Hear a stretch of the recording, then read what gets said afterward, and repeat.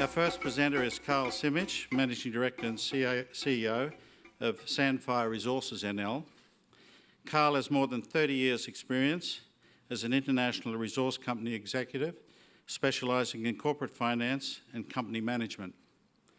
He has held board and senior executive positions with numerous ASX-listed mining companies and has played a key role in financing, construction, development and operation of mining projects in Australia, New Zealand and Africa.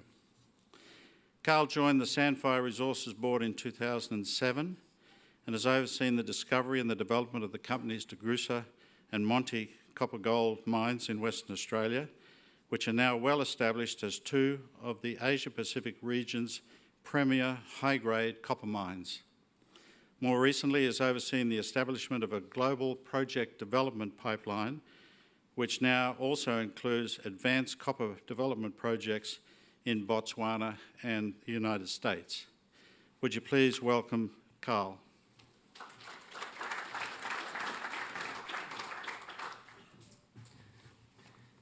Thanks very much, Bill, and thanks very much to the PayDirt people for organising the conference in somewhat more difficult circumstances than we've had in the past. So a great testament to the team at Bill and Dominic at PayDirt, so well done.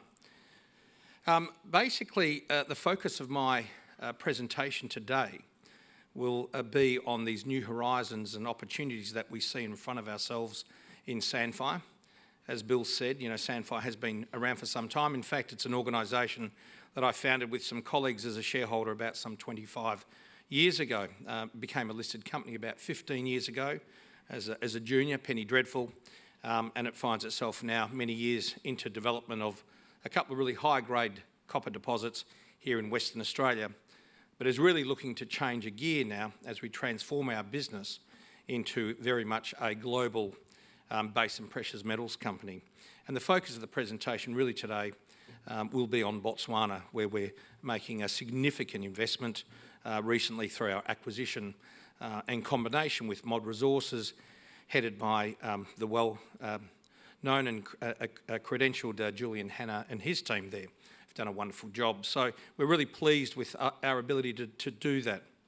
Essentially, we've gone through an interesting time, and in the last, I suppose, few months and around the middle of this year, we reset the strategy of Sandfire. And in that resetting of the strategy, we clearly identified three strategic imperatives for our business to take it into the next chapter and leverage off what we had developed and the resources that we've been able to accumulate over time in terms of financial resources, people, capabilities, etc. And we set ourselves 5 key strategic objectives in terms of creating value through opportunity. Number 1 is to execute delivery. Execute delivery in the things that we have presently got within our arsenal, our projects in Australia, exploration in New South Wales, Botswana now, also in the US. So execute those projects, either extracting maximum cash flow from those projects or getting them into development. I've been around for 35 years, long time, and have taken 9 mining projects in various commodities, high-grade, low-grade, copper, base metals, precious, industrials, diamonds, from a thought process into an operating mine. So for me at the moment, we're looking at project number 10 and number 11, taking that into production. So importantly, executing delivery and making it happen. A lot of people have got great ideas, but they can't quite make them happen. So that's number 1, execute delivery. Number 2 is develop a sustainable production profile. We have a target within the next 5 years to be producing about 150,000 tonnes or copper equivalent, or be on the pathway to that. We believe that's based on benchmark operating criteria. If we can achieve that, we expect to create a company that's 2 to 3 to 4 times the value of where we are today. So that looks at organic and inorganic growth, looks at business acquisitions, and Mod was something that was important to us in terms of developing that pipeline. Number 3, pathway to the next discovery. So it's accelerating discovery is a third strategic imperative for us. And in that, we are looking at exploring Australia, Western Australia, New South Wales, Botswana in a big way, and also in America. And to that extent, we have a budget in the next 12 months, up financial 21, of some $45 million that we are investing in exploration. Number 4 is making sure our people are aligned and empowered. Number 5 is efficient and optimising our capital structure in cash and debt, returns to shareholders. So they're the 5 key things that we're focused on at the moment. You can read that disclaimer at your leisure. Interestingly enough, the takeaway from this slide is we are operating throughout the globe. We're establishing what is really 3 concentric circles around the globe, 3 time zones. We will be operating in these time zones in EMA, Europe, Middle East and Africa, Asia Pacific and the Americas over a period of time over this next 5-year horizon. Strangely enough, in terms of this presentation, my key takeaway is we have some $400 million Aussie in Treasury. We have actually about another $70 million in liquid investments with our largest shareholder in a company called Adriatic Metals, capped at about $450 million, and we own 16% of that. And yet we've only got a market capitalisation of $750 million, meaning that the enterprise value of our business today is about 350 million Aussie, which presumably it should be about twice or 3 times that in my view. So that's the work for us at the moment, is to get people to understand the value in the business, because I don't think it is well understood at the moment. But in all of these things, what you need to do is do your homework, make sure you do all the preparation, get that data into the market, and then you can rebuild from that. And we're in the process of doing that at the moment. We've got 1 feasibility study in the market for the US. We'll have another one for Botswana over the next couple of weeks. And then building off the back of that, we've got multitude of resources coming through and other information. So it's a process of us rebuilding the business from where we are after really a wonderful chapter 1 for Sandfire, and now moving into chapter 2. As we sit in from West Australian operations, they really give us the capacity to do the things, DeGrussa Monty operations in Western Australia over the last 8 years have produced $4 billion in revenue and about over $2 billion in free cash flow from a really small operating mine, 1.5 million tonne throughput per annum.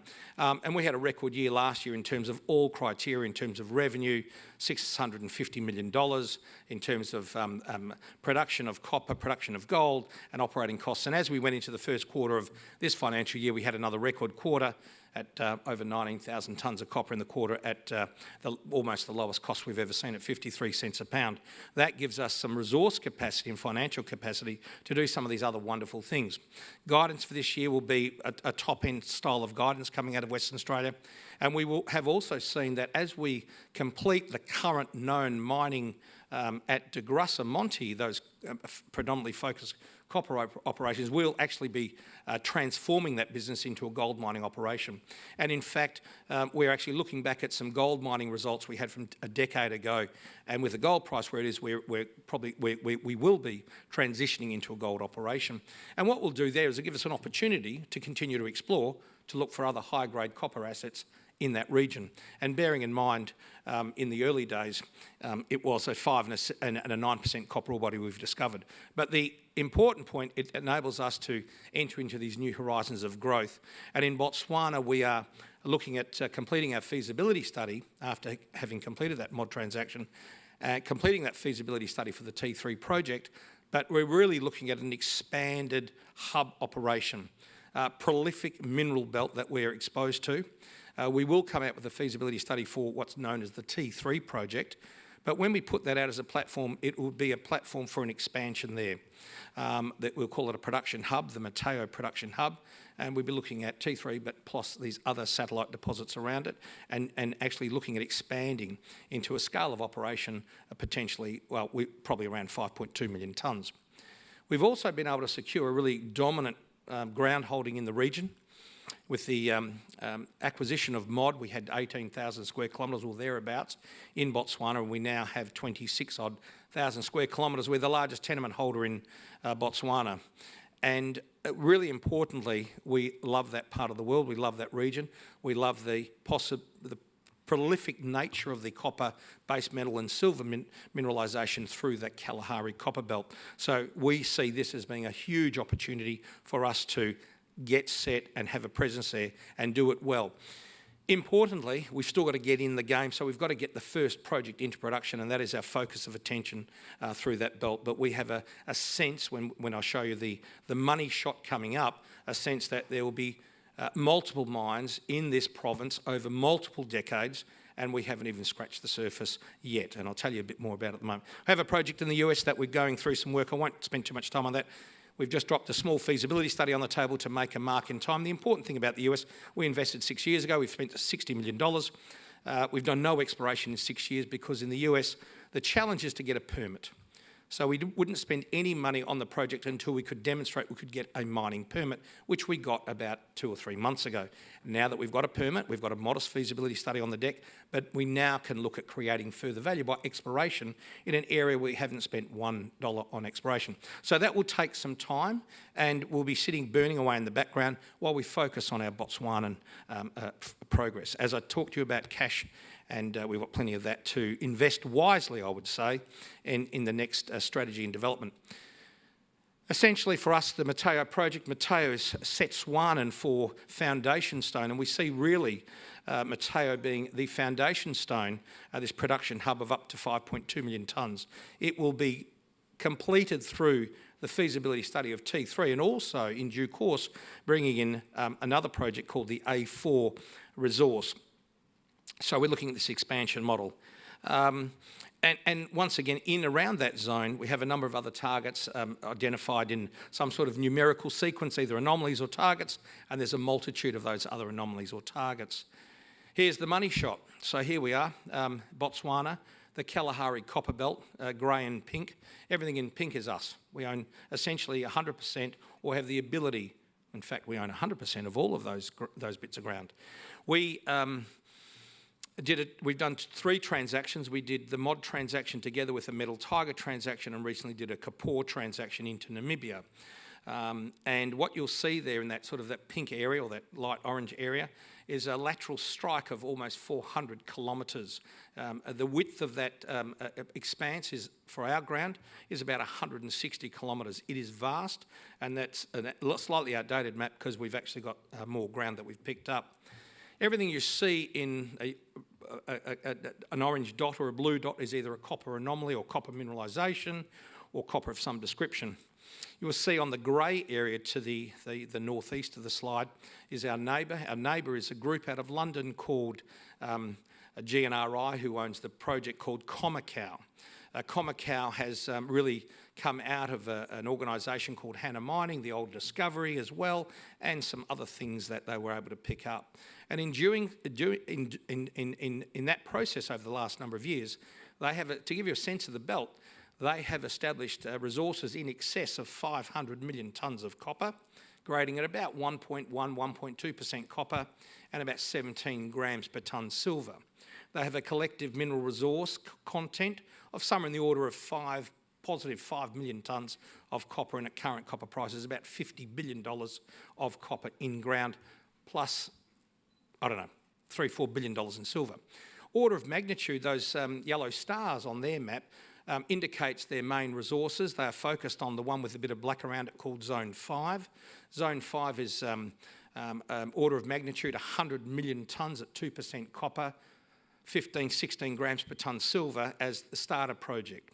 They've invested $400 million US to date, prior to the CapEx gun being pulled, and they're spending $650 million US as we speak, developing, and I think Barminco are doing that work at the moment. They're putting in 3 box cuts and 5 declines, 2 simultaneous declines. It is happening now and will be in cash flow production, COVID dependent, but essentially the middle of next year.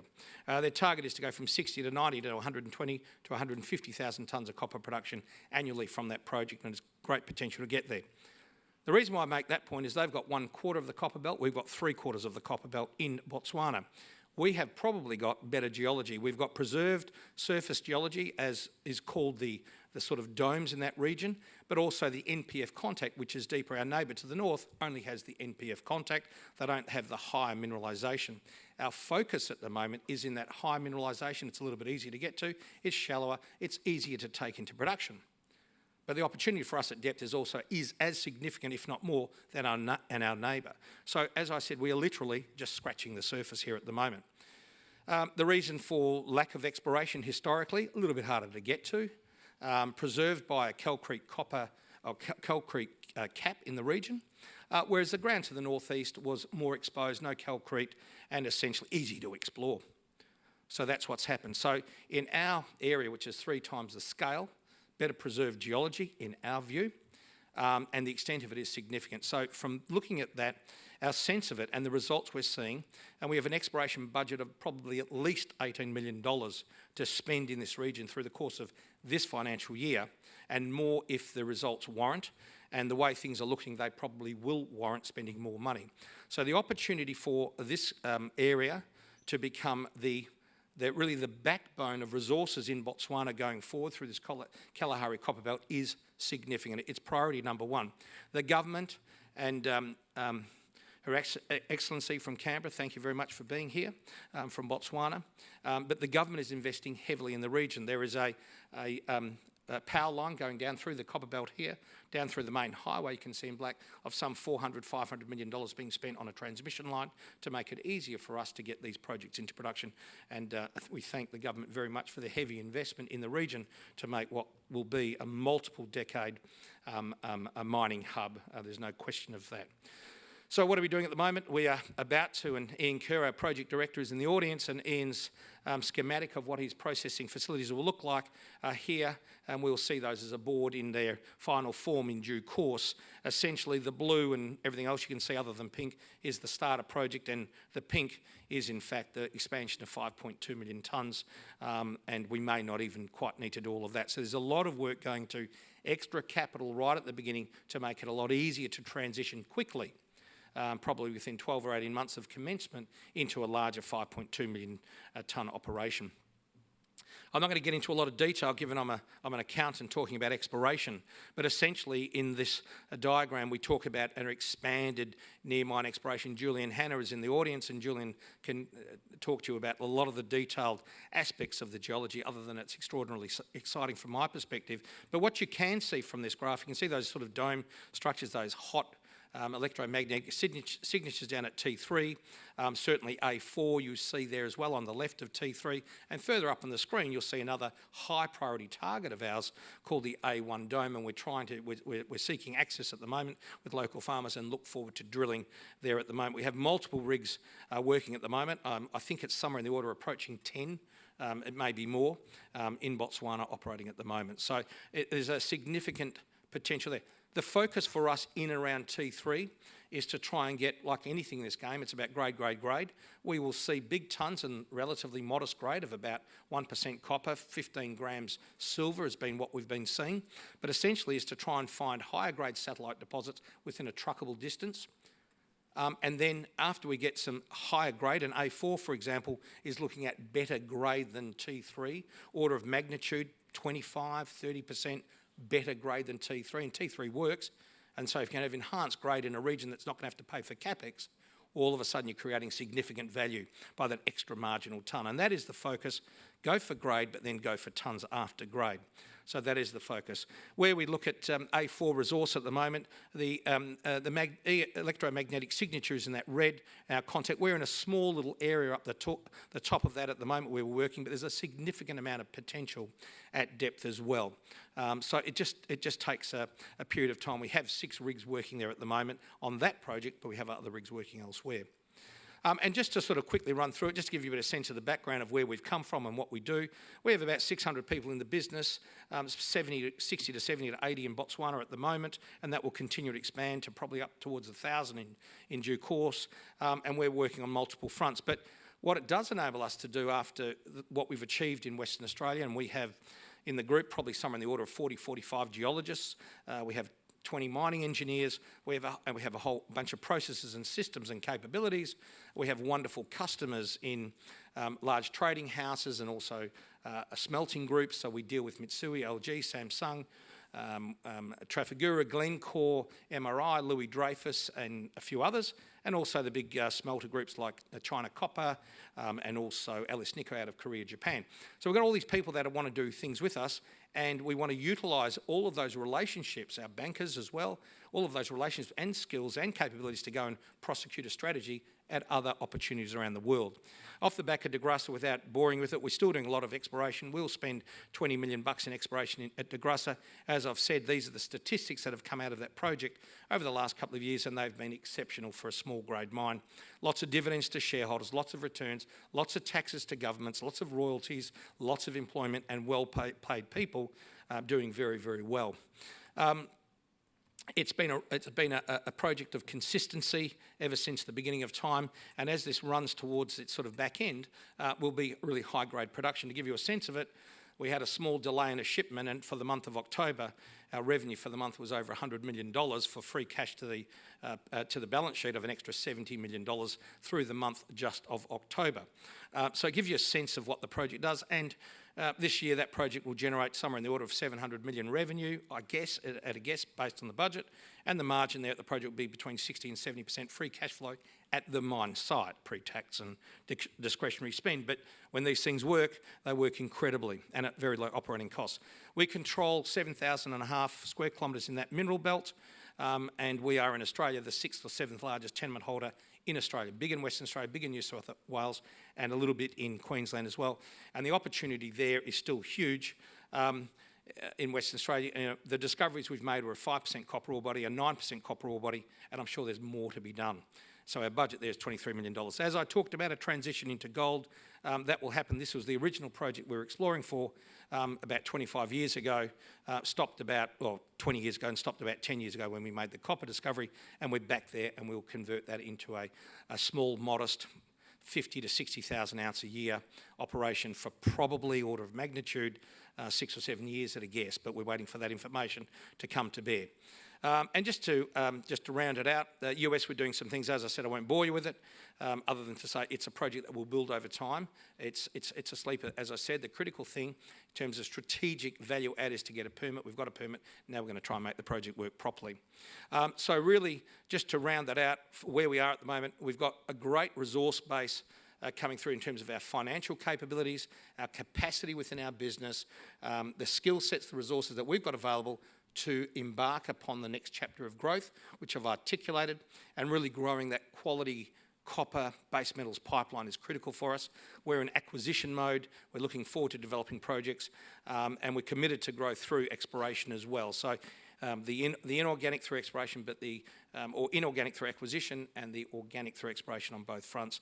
And we have the capacity to execute. And importantly, I think from my perspective, it's great to have great ideas, but you've got to be able to follow through them and be able to execute as well. And I think we're in a good position to be able to do that. So we're looking forward to going through this transition, come out with a solid pipeline of projects and some real capacity to go and do some other things. Particularly excited at the moment for getting Botswana Stage 1 into production, making some decisions by the end of this year at a board level. We expect to make those and to be developing and in construction during the course of next year, and essentially producing copper concentrate, very clean copper concentrate, I'll add, in early 23 is our target out of Botswana, and then a growing platform from their multiple hubs and an expanding production profile.